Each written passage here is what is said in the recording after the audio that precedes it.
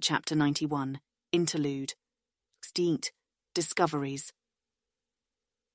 The memorial service for the fallen rangers and Pokémon takes about an hour. Laura sits beside Red and his friends throughout it, and waits at a respectful distance afterward as he says goodbye to Blue, Leaf, and Jean. The quiet girl, Maria, has apparently decided to stay in town for a while and learn more from Jason, who in turn is spending some time with his family. She gives Blue a hug before he climbs onto the back of his Arcanine. Then Leaf, who hugs her back and gives Red one last smile before teleporting away. And then it's just her and her son, walking back to her apartment through the snow. She'd be a lot happier about Red asking to stay with her for a while if she wasn't involved in such a potentially dangerous investigation. But he wants to stay close to the tower while research continues on whatever new ghost they discovered, and after yet another close call, she can't send him away. She eventually got used to waiting for Tom to heal after he was injured in the line of duty, but she isn't sure she'll manage it for Red. Maybe it's different with children, or maybe because losing Tom made it clear that she could lose her son too. But at least the physical injuries Tom and Red endured up until now were understandable. Red's latest injury was whole new territory for her, and for him, and for other psychics as well, according to Agatha. After they first brought him to her place, Leaf and Blue sat with Red in his room while Laura cried silent tears into her hands, and the elite made tea for her in her own kitchen, which she would have been more embarrassed about at any other time. Thankfully, the symptoms weren't worrisome, so far at least, but the cause was mysterious even to psychic doctors, and that made it extra frightening. In the end, everyone's made of blood and bone, tissue and ligaments, cells and atoms. According to Agatha, Red's injury was to his soul. Or his mind, if you prefer that word.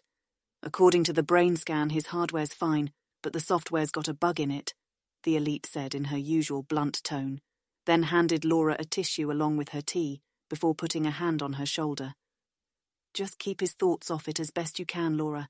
I'll check in on him from time to time, make sure he's healing right. She didn't have the words to express her gratitude, and still feels a mix of hope and shame that the elite would take such a personal interest in her son's well-being, old friend of Sam's or not. They'd only met a few times over the years, and never had particularly long or intimate conversations. But selfish as it felt, she didn't even consider turning the offer down, simply nodding and drying her tears so she could put on a brave face for the children. Children. More than their official emancipation months ago, it's their accomplishments that make the word feel like it no longer quite fits. That and other things.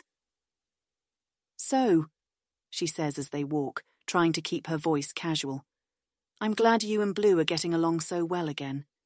Red gives her a surprised look but nods. Yeah, since Celadon things feel mostly back to normal. He shrugs.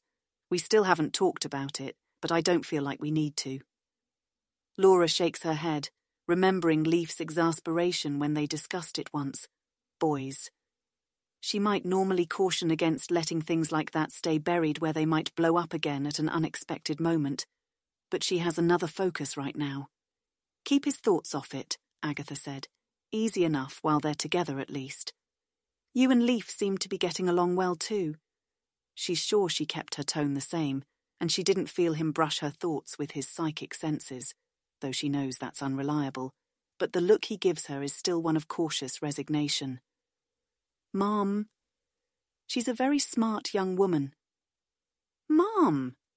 You disagree? Of course not. Now he's blushing, much to her delight. You should have invited her over to lunch. We can get some fishless sushi. Laura worries sometimes about Red's decision to follow Leaf's diet. Much as she respects Leaf's beliefs, it's hard to trust that supplements could really cover everything a growing body needs, so she's happy that Red is willing to eat Pokémon as long as she's already buying it anyway. But she's happy to cater to Leaf's preference if it gets the two to spend more time together. She has stuff to do at the ranch. Of course. Laura nods approvingly. A very hard worker too. Why not ask her to come by for dinner then? She sees him hesitate, considering it, and innocently adds, I'll be busy after dinner anyway, if she wants to stay for longer. Maybe tomorrow, he says, cheeks still pink, and she takes it as a victory. Once they get home, she fixes some lunch for them, surprised by how much she enjoys it. She's never been much of a homebody and was always happy to let Red make food for himself once he resolved to learn how. Still, for an hour at least, it's like they're back in simpler times, and she cherishes it while she can. Then his plate is clean, and he's off to the guest room to work on his research with a quick, "Thanks." And that's also like old times. She makes sure there's leftover food in the fridge in case he gets hungry, then goes to put her poke belt back on. "I'm heading out to meet a friend. I'll be back in a few hours." "Okay, love you." She smiles, says, "Love you too," and holds on to the warm feelings until she's fairly sure she's out of his psychic range. Only then does she let her thoughts shift to her upcoming meeting. In the time since she arrived in Lavender, she's only gotten one communication from the mysterious researcher. A few days after she paid a courier to slip the initial message under his door, she saw a slip of paper on his porch and waited until the dead of night to get it while wearing a mask, worried all the while that some neighbour would report her to the police for robbing him. Once she circled the town a few times to make sure she wasn't followed, she checked the note to discover it was the same one she'd left and turned it over to read. "Thank you for your concern, but I am fine. My only wish is to be left alone." This was not the worst potential outcome, not even close, but it also wasn't a great one, as it means she can't get more information without violating his stated preference. And because it doesn't actually distinguish his situation from one where he's forced to live that way. Maybe he really is an extreme loner, or maybe he wants to be left alone because of some threat. She had a courier slip one more note under his door with the contact information of a specially purchased burner phone on it. In case you change your mind, then went back to watching his house from afar. Maybe he would try to leave town, disappear somewhere else. That would be informative on its own. Wanting to be left alone is one thing, but moving to an entirely different place just based on what Laura has done so far is not, by Laura's estimation at least, something done by someone with nothing to hide. But he stayed where he was, and as far as she could tell from some occasional surreptitious monitoring, made no major differences in his routine. Eventually, the cost of the hotel she was staying at began to feel excessive, and she had to make the choice between going back to Celadon or finding an apartment in town. She went with the latter. Without her job to go back to, living in the city would be expensive, and while she could try getting work at another agency, none would be more willing to fight the legal and financial pressure Sylph has been focusing on her. The lawsuit she's dealing with is bad enough that she doesn't blame them. It's not often that she has to do anything directly, but ask for extensions and go to brief hearings. But even aside from the time and money cost, it causes constant stress whenever she thinks about it. Sure, there are some sites and organisations that have reached out in support and asked her to join them, but all of them are either too small to fund this sort of long-term investigation or too big for her to trust with such a sensitive one. Sam's money is helping keep her afloat, but she has to be careful how she spends it to make sure it's not wasted. So she left the hotel and got a short lease at an apartment. Cheaper for a long stay, and more importantly, it was a public move. If she's being tracked, which she has no reason to think she's not, then Sylph will see she's taken up residence in the same town the secretive researcher is living. Sylph might think that's a coincidence, but she doubts it. Overall, it's a risky move, but she doesn't have a lot of options, and if he or the researcher react, Laura might learn something. And of course it let her continue to spend hours outside his place every day, hoping to get a picture. Laura reaches the cafe and slips inside, wrinkling her nose as she passes under the strong smell of the afuda hanging above the door. She looks around as she unwinds her scarf, then smiles and walks toward the familiar head of salt and pepper hair. Sam looks as tired as she's ever seen him, not counting the times he was recovering from pressure. The difference is the spark in his eyes, the curve of his outer lips, even while he stares at his computer screen in concentration, like he can't quite manage a frown while he's so excited. "Anything new?" she asks as she bundles her coat and scarf in her lap and sits. "No, just reading over reports." He picks up his coffee mug and sips from it without taking his eyes off his screen. "Did you know that proportionally, the tower and outlying graveyard have more ghosts around them than grave sites with the same or even more buried bodies? Or had, I should say." "I did not," Laura says, and waves off the waitress when she comes by with a questioning look. "Though it seems obvious now that you mention it, since cities would have much bigger graveyards, but none are known for having lots of ghosts around them. Is that helpful? Probably not for this mystery, but I definitely want to get more eyes on this place to monitor how quickly the population regenerates. Maybe we can learn something about what makes it special. Higher frequency of visitors, maybe? It's both a cemetery and a tourist site. Or it could be the altitude or something about the material used to build the tower, or maybe it's all built on some spiritual ley line like Agatha says. He sighs and lowers his monitor with a click. The cover has some faded stickers of Pokemon on it, placed there years ago by Blue. Still can't tell when she's pulling my leg. So, you said you finally got a clear shot. I thought he never leaves, keeps the curtains drawn, all that stuff. Normally, yes. And I don't mind telling you that it made for some very boring stakeouts, but a little over a week ago. She finds the photo on her phone, then hands it to him. Sam leans forward to examine the face of the mysterious researcher. Apparently, the one thing he can't get from home is a dentist visit. Laura took the photo after magnifying her camera as much as it could go, but her setup was far enough to not be seen from his house, or anyone else watching his house. So what she ended up with is a photo that still shows the researcher from a distance. The man looks to be a Kanto native in his 50s, mostly bald, with a fringe of white hair that goes around the back of his head. He's wearing a simple blue button-up shirt that outlines a skinny frame. He has an old-fashioned wide-brimmed hat on, similar to the one Mr. Sylph wears, and his eyes are downcast, as if deep in thought, or perhaps from being unused to the bright sky above. For a long moment, Sam just stares at the photo.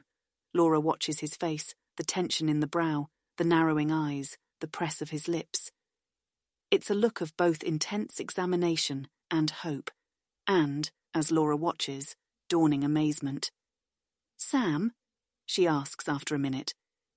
He trails off, licks his lips, takes another sip of coffee. "It could be," he whispers. "It could be him." Laura blinks, then blinks again.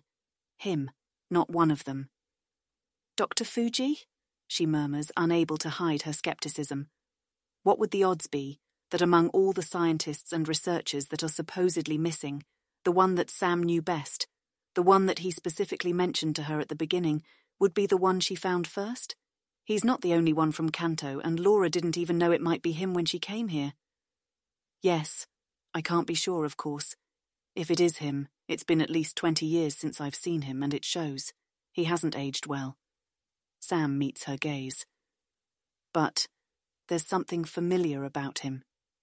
Laura's skepticism is joined by sympathy. She understands that Sam wants it to be him, that he blames himself for not doing more to be there for his old friend, for not trying harder to find him when he fell off the radar. She takes his hand and squeezes it. "I hope it is." Sam returns his gaze to her phone, then slowly hands it back. "How far is he from here?" "About a 10-minute walk." Her stomach sinks. "Why?" "I want to go see him." Laura takes a moment to pick her words. That's a terrible idea. Sam's brow rises, and then he smiles. "What was the first thing you thought to say?" "It wasn't coherent, just a wordless sense of panic."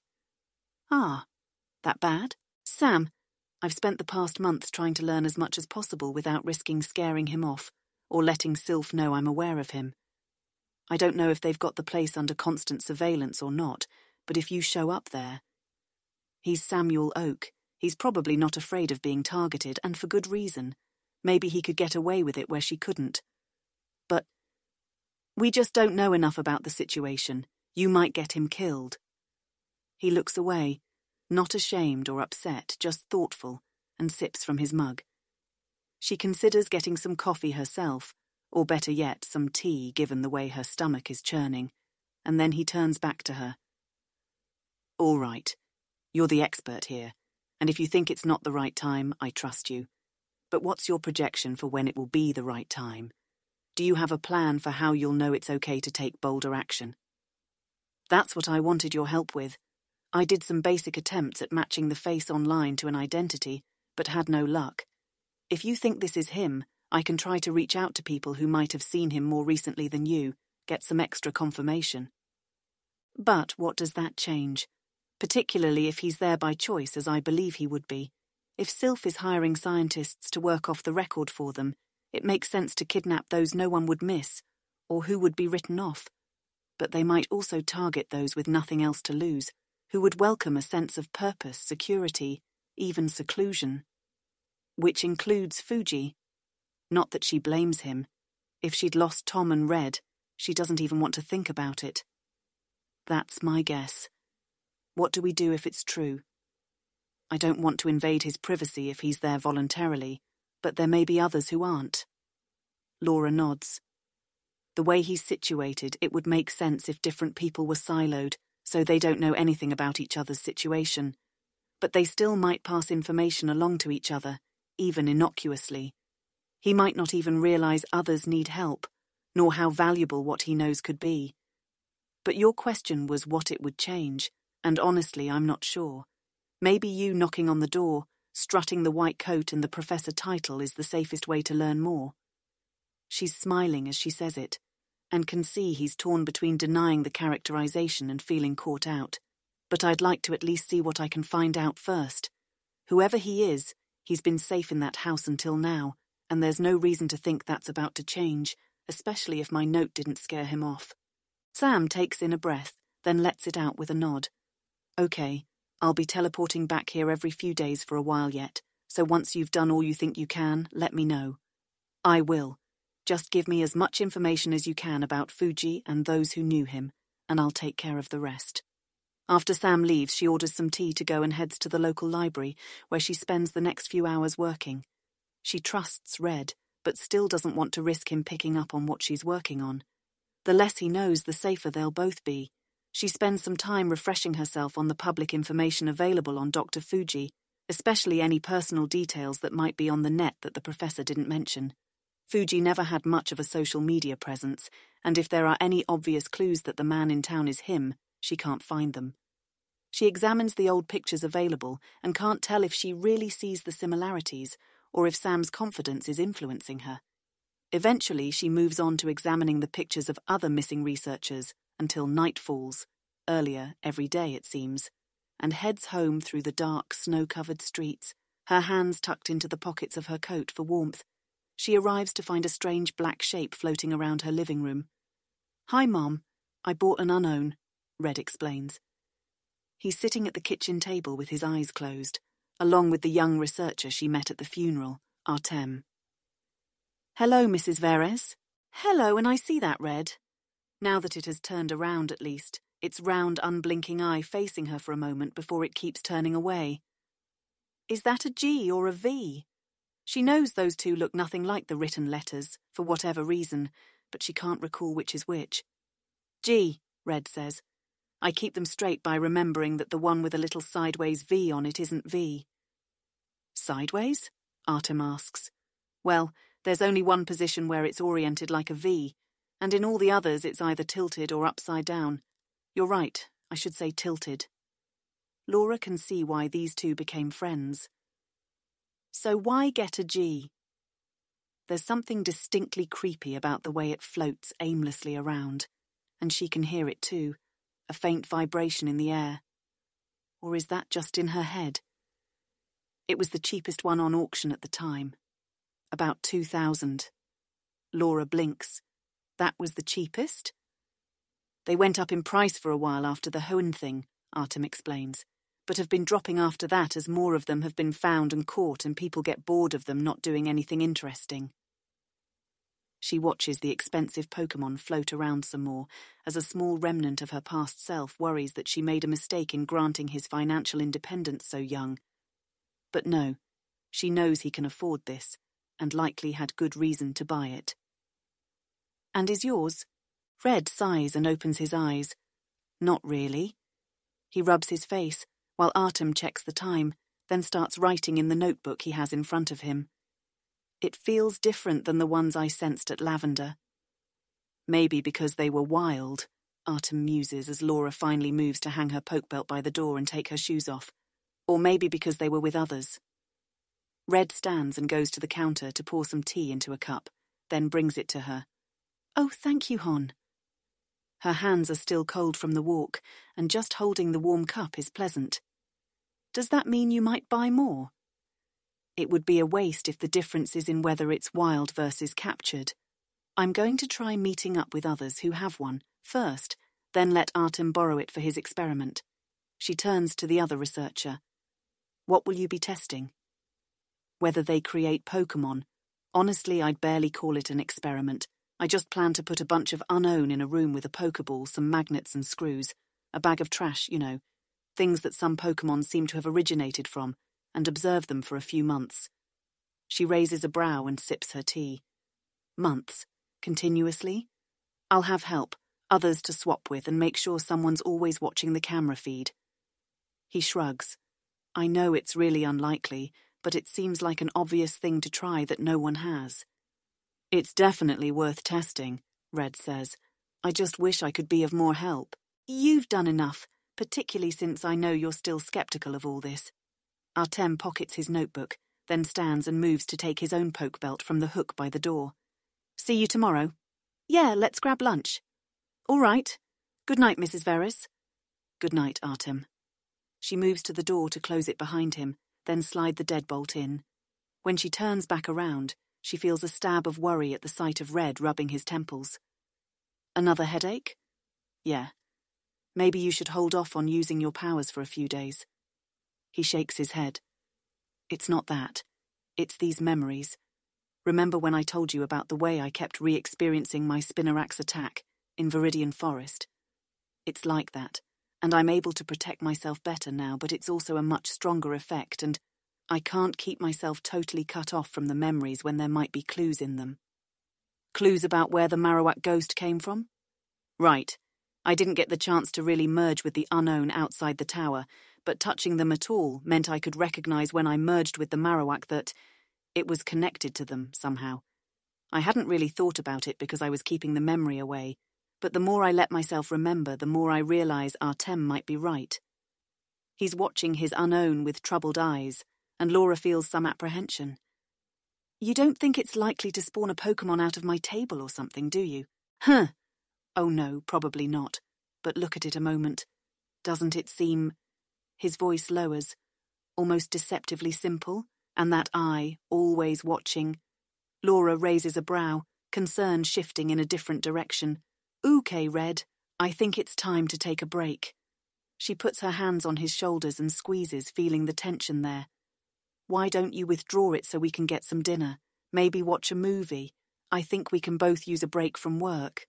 Yeah, all right. As he does so, her phone rings, and when she checks it, she sees Leaf's number. Hello, Hi, Laura. Are you home? Yes, Red and I are here. Okay, I'll teleport over. Laura blinks, then grins. You're joining us for dinner? Right, dinner. Okay, see you soon. See you.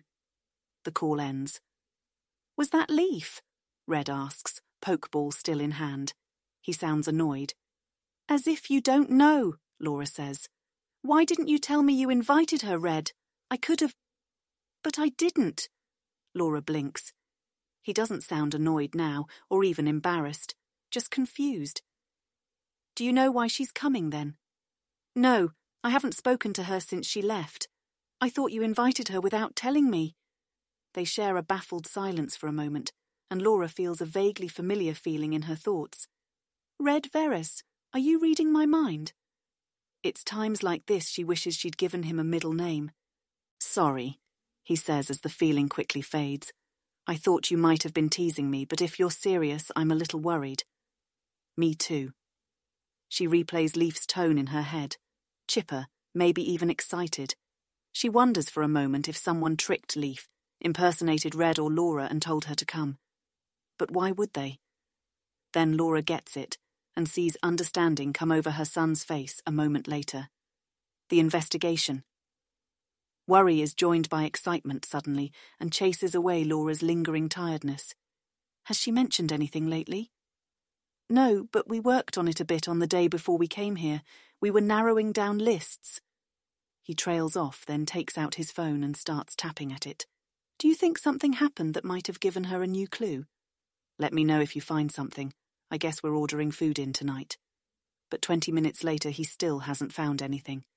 Leaf arrives just after the food does, still breathing hard from biking through the snow, and starts to take off her scarf and coat before Laura hands her a hot mug of tea.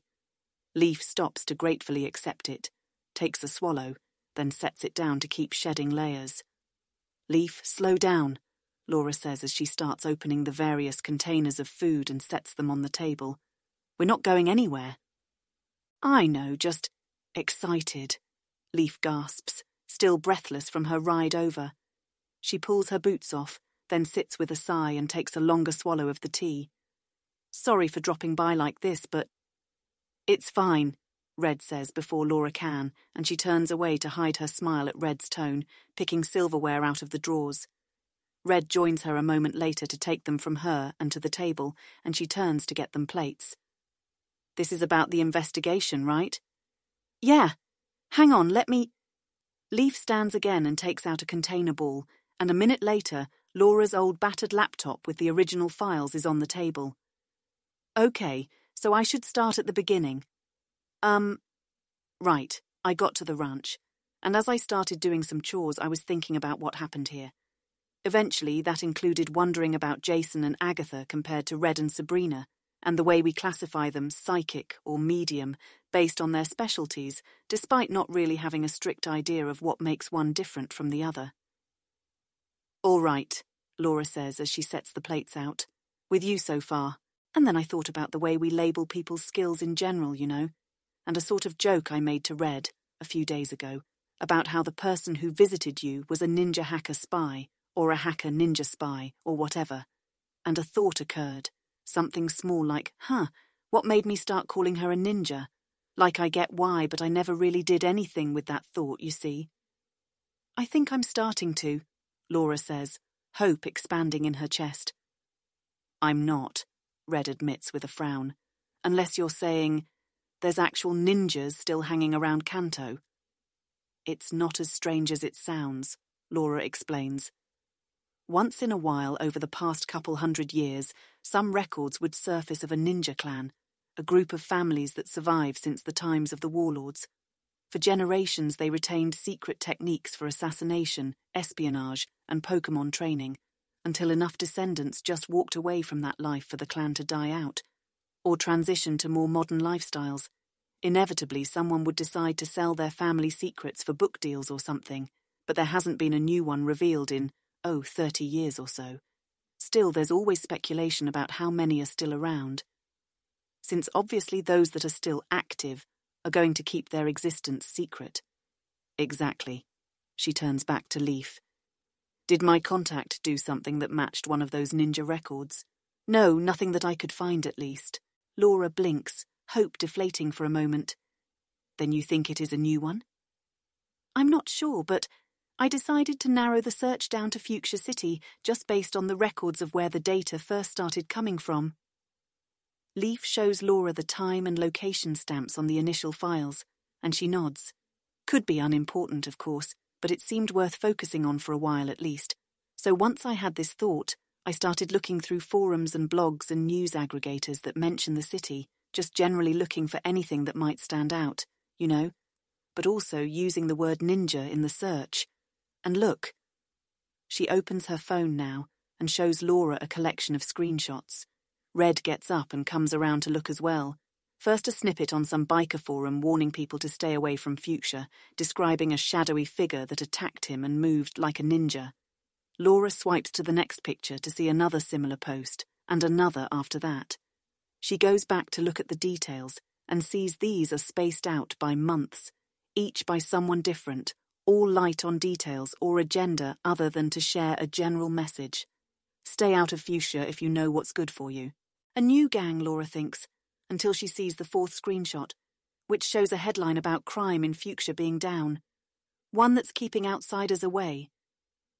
She remembers hearing news about this here and there over the past year, but her assumption had always been that Fuchsia was having a good few months, or a good year, or that Fuchsia's tourism was doing a PR blitz, or that the media was focusing on some stats over others to make a story. Common crime reporting was never really an interest of hers. But as she swipes to the next picture, a breakdown of what kinds of crime were lower, theft, robbery, assault, and the next few, a series of headlines on corrupt politicians and businessmen being arrested or exposed, she recognizes this is more than just some criminals policing their own. And the dates for some of that stuff? It matches some of the future data in the files, or is close to when information sources cut off. How long did it take you to find all this? Laura asks. It's only been about 10 hours since Leaf left Lavender. Not long. Most of it is other people's work. I'm not the first person to notice all this. There's a conspiracy site where others were already putting it all together. And more, a lot more. But that's the verifiable stuff once I excluded all the rumours. Rumours? Some of the biker gangs were saying some renegade is going around killing or kidnapping their friends, while others claimed to have been among those attacked and had their Pokémon stolen. Some even claim it's Koga who's doing it, though there's little agreement on the details. Each incident sounds more fanciful than the last, with just a couple common themes. So maybe one group got attacked, and the others took the story and added their own details to it. That's what I thought, yeah. There are also strange stories about why some important people in business or government suddenly quit and moved to another city, but nothing substantial. Wait, Red says. Just to be clear, combining all this with our guess that the ninja hacker started her war against Sylph in future, the new hypothesis is she isn't just going after Sylph, she's a general-purpose vigilante. Or she's part of a group operating in future, Laura says. One that decided to chase Sylph past the borders of their city and sent her to meet me. Or maybe she's got more autonomy than that and decided to chase Sylph herself. Leaf, this is an amazing potential story all on its own. A ninja clan living in fuchsia and cleaning up the city. Well, given everything else going on, movie studios might be more interested than news sites, but it's a great find. Thanks. Like I said, though, this is mostly other people's work. They just didn't have the other pieces to point them in the right direction. I'm thinking of reaching out to some of the people involved, even the bikers, and see what I can learn that they didn't put online. Laura feels a stab of worry, but Leaf is already raising her palm. I know, Laura. I'll be careful. I already bought a burner phone and downloaded a voice modulator. Somehow, hearing about the precautions makes Laura more nervous rather than less, but she's the one that involved Leaf in all this to begin with, knowing that she'd be safer under guided investigation than impatiently trying to find stuff out on her own. Besides, she's pretty sure Leaf stole something from the casino and then lied to the police about it.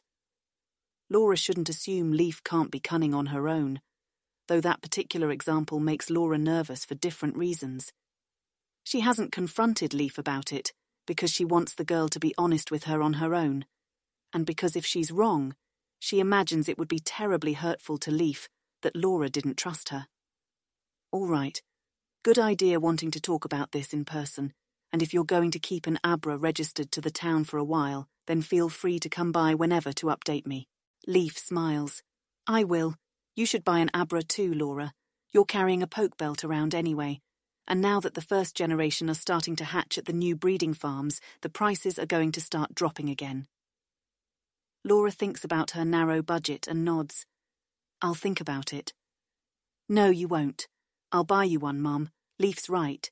It would just be dumb not to get you a couple in case of emergencies. I should have done it earlier. He looks at Leaf. Really, we should all have been spending money more freely than we have been. Why haven't you? Laura asks. I guess I didn't really internalize how much potential to earn more I have now. Even after the Abra sales, it felt like this one big windfall that I was lucky to get, and had to save for getting rare Pokémon for research or emergencies. I had a similar thought, Leaf admits. We were in Vermilion after we got the money, and things were fine until Zapdos attacked. Then I went to the ranch and it felt like I might need the money for my project. I get why Blue tries to avoid it. He doesn't want people to think he just bought his way through the badges, but really, he should be buying more Pokémon just to have for travelling safely. Maybe that's not as big a deal for him now, with the strong Pokémon he has and the size of the group he travels with, but I'm definitely going to buy some stronger Pokémon to round out my belt. Now that's a use for money she can approve of. She looks at Leaf, who's packing the laptop back away, and says, You are staying for dinner, right? Oh! She seems to suddenly notice the third place set for her. I thought it was just an obvious cover, I didn't mean to impose on family time. Laura looks at Red, who clears his throat. You're not imposing at all. Leaf smiles and sits, and Laura beams at him as she starts serving food. For tonight, at least, her worries about the investigation are easy to ignore. 2 weeks pass while Red stays with Laura, occasionally teleporting away to Saffron for some psychic business, or Celadon to help the police there hunt renegades. Laura wasn't exactly thrilled with that news, but the fact that he would be constantly with police and gym members reassures her, as does the recognition that he likely wouldn't be asked to actually help apprehend anyone if they find someone. He also keeps meeting with Artem and Jason as the investigations into the incident at the tower continue, while Laura does her best to prepare for a confrontation with the researcher. Overall, they settle into a comfortable and peaceful pattern, though there are some moments of excitement that send Red in and out of the apartment for days, such as when someone discovers the code for an artificial Pokémon in the data that was recovered under the Rocket Casino. Much of it is over Laura's head, but between Red and Artem's excited conversation, she gathers that it's an attempt to combine and expand on the process of TM editing and reverse Pokémon storage to code an entirely new, if incredibly simple, organism into being from scratch. They also spend some time together doing more pleasant things, like watching movies at night and discussing current events during meals. Sometimes she has to practically drag Red away from his research to give himself a rest, and sometimes he falls asleep with his head on her shoulder, halfway through the film, while his Pikachu curls up on his lap. She doesn't mind. There are less pleasant evenings as well. Cerulean City got hit by a Tier 2 incident after a snowstorm displaced a family of Dragonite who killed over 100 people before Brock, Misty, Sabrina and Erica captured them. She and Red followed the news together, and she could tell that a part of Red wanted to go help. She asked him if he had friends in the city, and he said no, but that Blue and Leaf did. She still remembers his insistence that he's not like his father, and his actions have shown that more than once. But glad as she was that he didn't rush off into danger, there was also a feeling of melancholic gladness in knowing he's not as different as he thinks. Her own investigations continue apace, though maybe not swiftly enough to keep Sam from getting a little antsy, and given what might be at stake, she doesn't blame him. A few times, she almost asks Red to take a walk with her, with the plan to pass by the researcher's house and ask him what he senses from inside. It would be unethical. She knows that, just as she knows that involving Red that way would be twice as bad as hiring some psychic without scruples. If she's willing to do something like that, she might as well have asked her investigator to bend some laws. Using a psychic isn't even necessarily safer if the researcher turns out to be a sensitive like her and notices someone touching his thoughts. So she keeps that thought to herself and dismisses others like having Red around when they finally confront the researcher, to do for her what Leaf suspects Giovanni had a psychic do for him. High as the stakes might be, she'd never forgive herself if something happened to Red because of her, and there's no other psychic she trusts. She considers asking Sam if he trusts someone, maybe even someone like Leader Misty or Sabrina, but she's worried what his reaction might be. They would have to do this the right way. One day she finds Red just sitting at the table with a round, smooth stone in his hand. She goes about her business, taking a bottle of salsa out of the fridge and getting some chips to snack on while she works. But once she's finished preparing some dip and he's still sitting still, she feels a bit of concern, unsure if he fell asleep in his chair. Taking a break?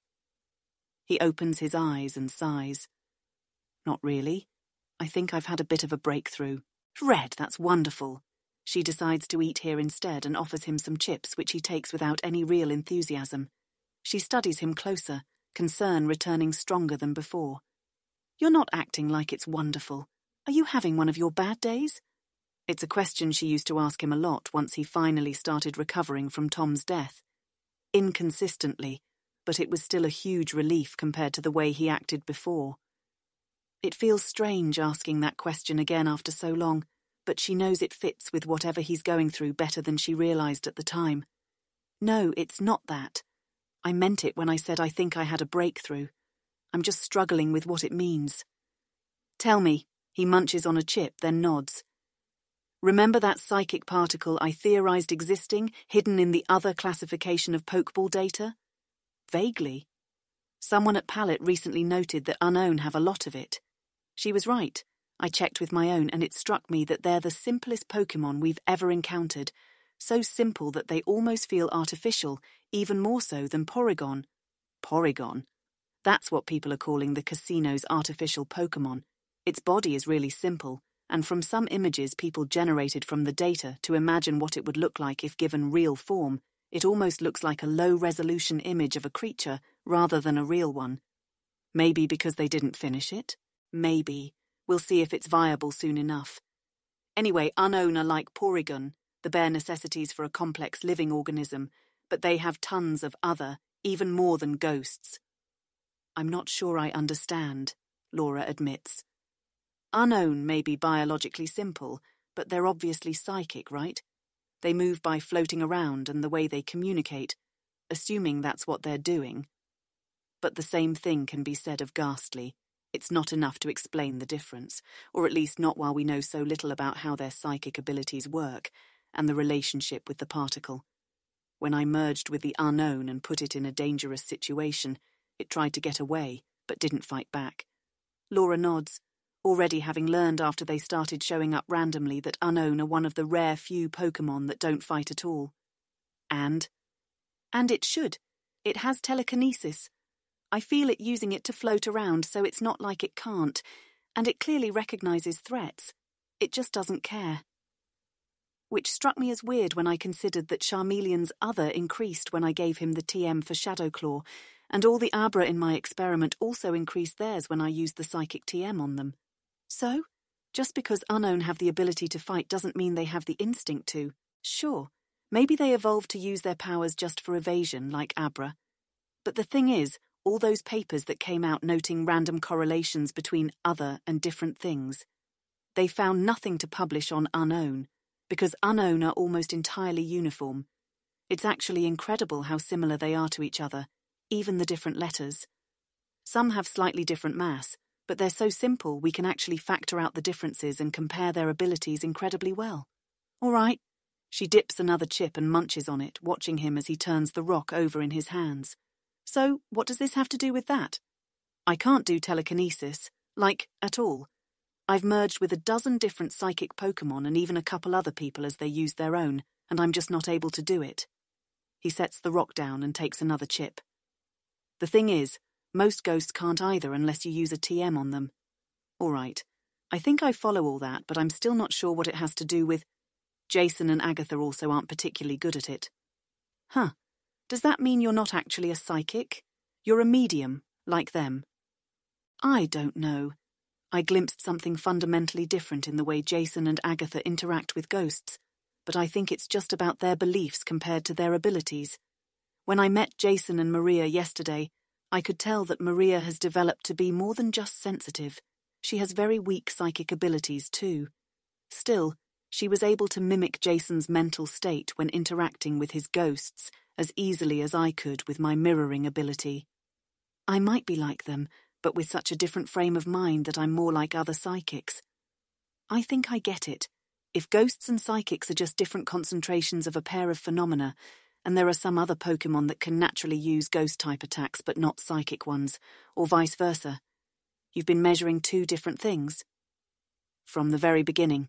It makes sense, doesn't it? I mean, what does telekinesis really have to do with other psychic powers, other than that they're both controlled mentally? That Spinarak outlier in my first experiment must have been one that was really, really weak at kinesis, but not weak at projection. So its other looked way too small for how powerful its nightshade was. Do any TMs work on Unown? No. Despite the answer, he seems pleased she asked the question. That's part of the problem. They're too simple, and they have no fighting instinct anyway. So who would bother developing one? So I need to find another way to test my new theory. Laura nods, then realizes something. You don't seem to be having headaches anymore. Getting better. Agatha and Jason have been teaching me some stuff, and Dr. Seward helped me manage some more of my feelings so I don't need to rely as much on the partitions. That's great. She puts a hand on his. I don't know if I say this enough, Red, But when I think of all you've accomplished in such a short time, well, we've already had the conversations about your safety, and I know we still disagree over the incident with the Clefairy, but I still wanted to say that I'm very proud of you. Your father would be too. He ducks his head. Thanks, Mom. His hand squeezes hers back, then he looks up. Is there a but coming? She laughs. No, or at least there wasn't, but now that you ask, how much longer do you think? Oh, yeah, I'm heading back to Saffron in a couple days, I think. Blue is heading there and... No need to explain at all, I was just curious. She smiles, relieved and saddened, and that night after they watch a movie and he goes to bed, she makes her final preparations. The day Red leaves it, snows over Lavender again. Laura has finished speaking to everyone she can find who knew Dr. Fuji and showed them the picture of the researcher. About a third of them say it might be him. The other 2/3 say they think it is, but can't be positive. One woman, his old neighbour, starts to tear up as soon as she sees it. I'm so glad he's okay, she says in a watery voice. That poor man, I thought he'd... You're sure it's him? Laura asked, heart hammering. Oh, yes. He's changed, but those eyes, I'd recognise them anywhere. You could hardly make out his eyes in the photo, but Laura thanks her for her time and assures her that she'll pass along well wishes. She meets Sam outside the Pokémon Center he uses as his teleportation point, and they travel together to the researcher's house. He's dressed in a hat and trench coat rather than his usual white, and she in a sweater to keep off the chill. His gaze seems to note her backpack, in which she stored containers holding all the possessions she brought to Lavender, then snag on her poke belt. New Mon? Red bought me an Abra, took a quick trip to Saffron to register it there. Her feet crunch over the thin layer of ice on the sidewalk. How's the research coming? You look better rested, which I take to mean it's slowing down. He grins. I may have gotten a stern talking to from some of my staff. I wanted us to join the race to create the first living Porygon, but was convinced we were stretching ourselves too thin already, and that the fact that I was even seriously considering it was a sign that I needed more sleep. I'm glad you listened. Oh, I still needed some prodding after that, but the point was well made. How about you? Any progress with the lawsuit? Next court date is in a week, where the judge will rule on whether I have to show a third-party arbiter, what I've been researching to determine whether it falls under the category of things that need to be turned over. I'm trying not to think about it. I'm sorry. I wish I could help, but I know it's not really your area. And President Sylph isn't my biggest fan at the moment after I built and handed out so many of his company's goggles, though how much I'll care about that after this visit depends on what Dr. Fuji has to say. Assuming it is him, Laura doesn't respond. She doesn't want him to get his hopes up, but it all still seems too convenient, and the thought makes her antsy. Still, they're going to go through with it regardless, and she's been as cautious as she could. When they arrive at the house, Laura sees the car idling across the street. The sight of it reassures her, though she tries not to feel overconfident. If whoever's in the house needs to be rescued, the car can help them make a getaway. If, however, they react poorly or call for help, she and Sam can teleport away. Laura hangs back while Sam steps up to the door and knocks. The street is quiet, snow already piled up on the lawns and making an effort to cover the walkways. The sun is still up, giving the day a grey light through the clouds, and Laura's breaths are loud in her own ears. After a minute, Sam knocks again, louder. Does he ever answer? Sam asks, not bothering to keep his voice down. No. The Afuda from weeks ago is still above the door, though the ink on it has faded and the cold has sapped any scent that might have remained. The professor waits another minute, then knocks once more and says, Minoru. It's Sam. The world is silent.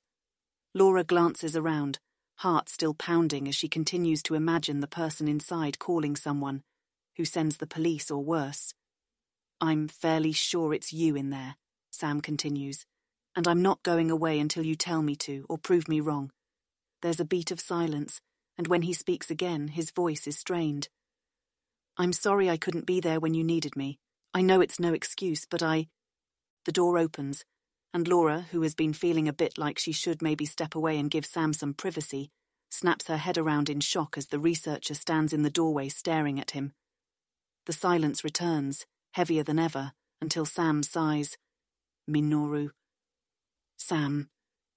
The older man's face creases, and he takes a deep, shuddering breath. You came. And then he seems to notice Laura and blinks watery eyes at her before he says, Ah, you're the one who left the note? Laura swallows, then steps forward, hand out, while the other slips into her pocket and presses the record button of her microphone. Laura Verez, it's a pleasure to meet you, Dr. Fuji. He stares at her hand, then breathes in and reaches out to take it. His grip is even weaker than Red's, like he's being extra careful not to exert too much force. The pleasure is mine. With just a few minor exceptions, it's been a long time since I met someone new, and a longer time since they knew who I was. That's why we're here, Sam says, to figure out what's happened to you and the others. Are you all right, Minoru? Is someone keeping you here? Ah, that's...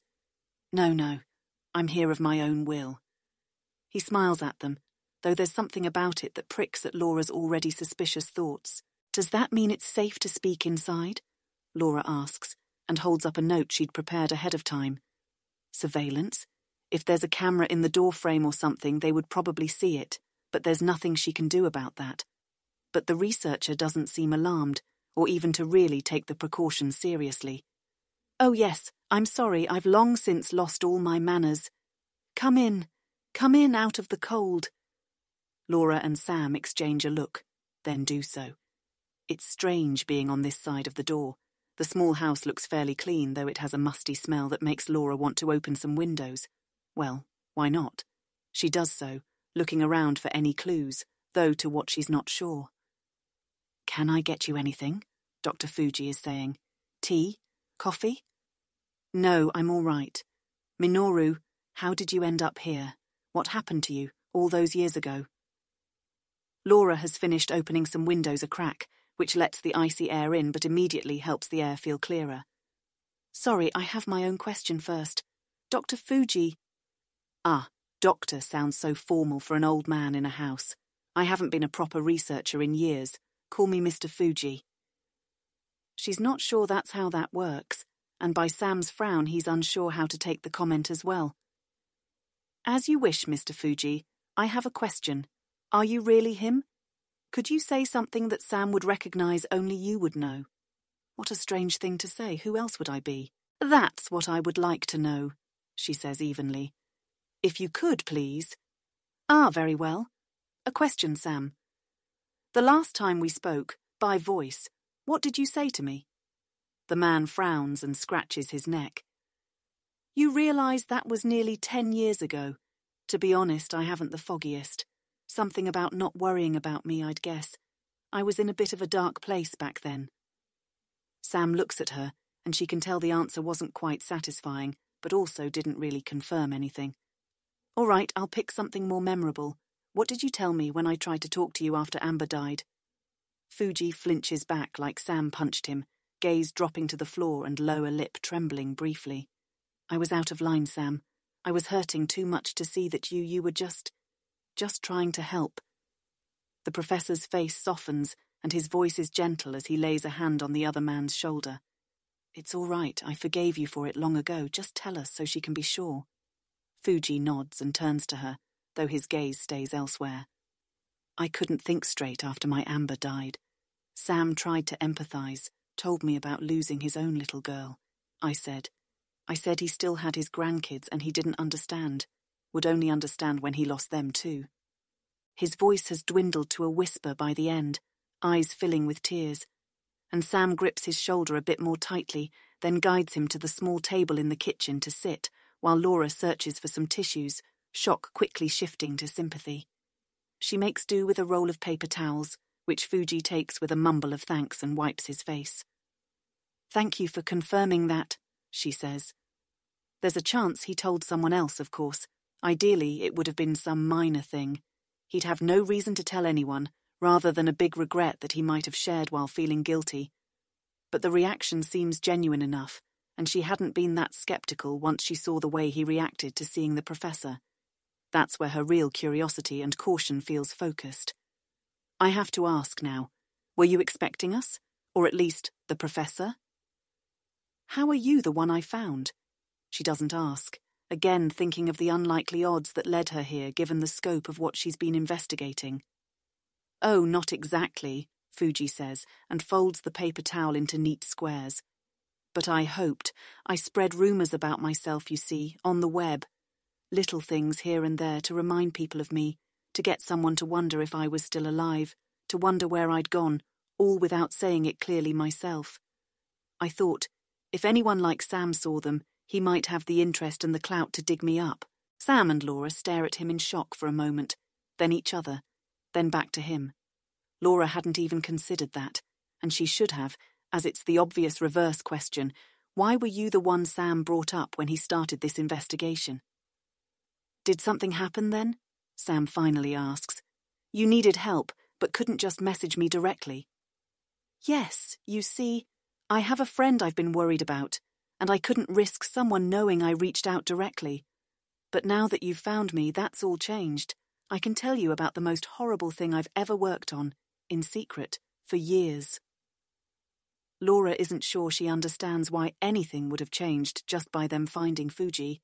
It sounds like he's speaking of retaliation, but he said he's not here under duress. But Professor Oak is already asking, what is it? Fuji leans forward, mouth set in a grim line and eyes gleaming with anger. There's no official name yet, but for now it's just called the Master Ball.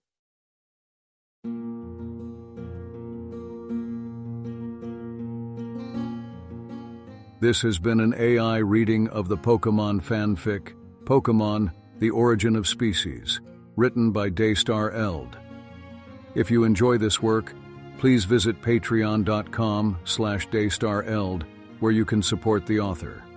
Additionally, if you enjoyed this podcast and wish to help support the creation of others like it, you can visit patreon.com/askwhocastsai, where we are releasing episodes 4 weeks in advance of the regular feed.